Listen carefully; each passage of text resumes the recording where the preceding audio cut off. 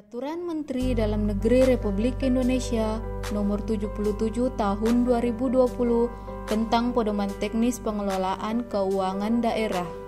Sebagai bagian dari tugas dan tanggung jawabnya, Bendahara Pengeluaran atau Bendahara Pengeluaran Pembantu harus menyampaikan laporan pertanggungjawaban atau LPJ yang memuat informasi, aliran data, serta penggunaan dan penyajian dokumen yang dilakukan secara elektronik. Berdasarkan Pasal 153 Peraturan Pemerintah Nomor 12 Tahun 2019, batas waktu penerbitan surat pengesahan LPJ pengeluaran dan sanksi keterlambatan penyampaian laporan pertanggungjawaban ditetapkan dalam Peraturan Kepala Daerah.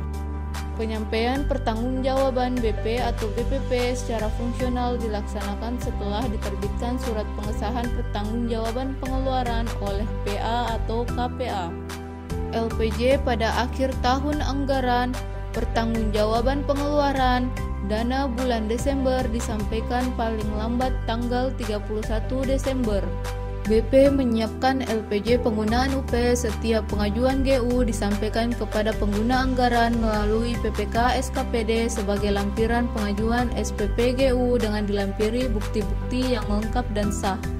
Pada akhir tahun, LPJ penggunaan UP disampaikan secara khusus, tidak menjadi lampiran pengajuan GU, sekaligus sebagai laporan sisa dana UP yang tidak diperlukan lagi.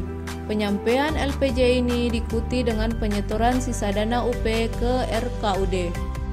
Pertanggungjawaban penggunaan TU dilakukan setelah TU yang dikelolanya telah habis atau selesai digunakan atau telah sampai pada waktu yang ditentukan sejak TU diterima. BP atau BPP menyiapkan LPJ TU dilampiri bukti lengkap dan sah. PPK SKPD atau PPK Unit SKPD melakukan verifikasi terhadap LPJ penggunaan TU.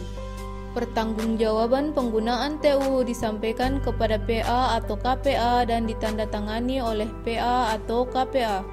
BPP menyiapkan LPJ BPP dilampiri BKU dan laporan penutupan kas dan disampaikan ke BP LPJ BPP paling lambat tanggal 5 bulan berikutnya.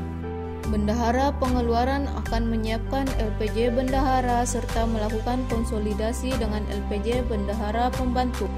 LPJ Bendahara memberikan gambaran jumlah anggaran, realisasi dan sisa pagu anggaran secara kumulatif dan atau per kegiatan yang dilampiri BKU, laporan penutupan kas, dan LPJ Bendahara Pengeluaran Pembantu.